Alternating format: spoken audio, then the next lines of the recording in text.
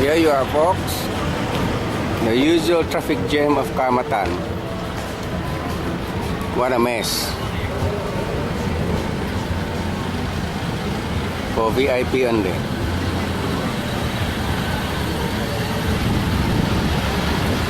Cars parked everywhere, on every available space.